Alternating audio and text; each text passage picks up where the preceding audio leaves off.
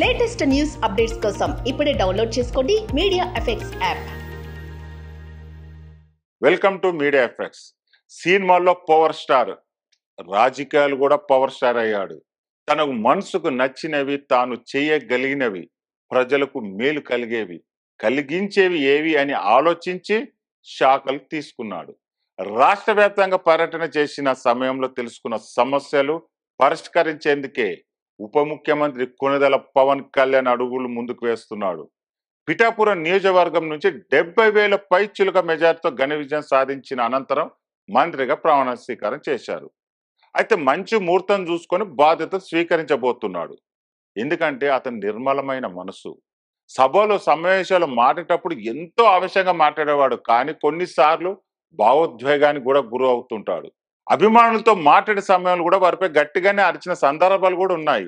అయితే అరవడం అనేది ఇంట్లో చిన్న పిల్లల్ని ఎలా మందలిస్తామో అలానే అరిచేవాడు. అంతేగాని వారి మీద ప్రత్యేకంగా కోపమో ప్రతీకారమో అనే కాదు. మంత్రి అయిన తర్వాత సినిమాలకు దూరం అవుతారనే బాధలో అభిమానులు ఉన్నప్పటికీ మంత్రిగా చూసుకొని ఆనందపడుతున్నారు. అయితే పిఠాపురం నియోజకవర్గం నుంచి ఎప్పుడైతే పవన్ విజయం సాధించారో అప్పటి నుంచి ఆయన చాలా సౌమ్యంగా మారిపోయాడు. ఎక్కడ ఆవేశంగా మాట్లాడడం లేదు. జాగ్రత్తగా గమనిస్తే ఈ విషయం స్పష్టంగా అర్థమవుతుంది. తనను ముప్పు తిప్పులు పెట్టిన వైఎస్ఆర్ కాంగ్రెస్ పార్టీపై కూడా అరవడం లేదు. ఎంతో శాంతంగా ఉంటున్నాడు. పగల ప్రతీకారాలు తీసుకునే వారిని తాము కాదంటున్నారు. కేవలం ప్రజలకు మంచి చేయడం, వారి అభివృద్ధి పరచడం అనేదే ప్రధాన బాధ్యత అంటున్నాడు.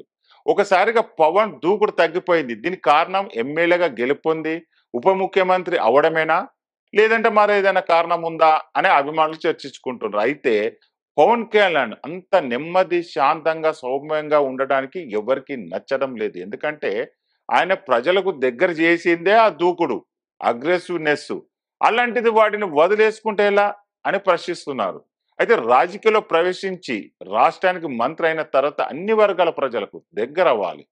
అలా అవ్వాలంటే శాంతంగా, సౌమ్యంగా ఉండడమే సరైన నిర్ణయం అని రాజకీయ విశ్లేషకులు అంటున్నారు.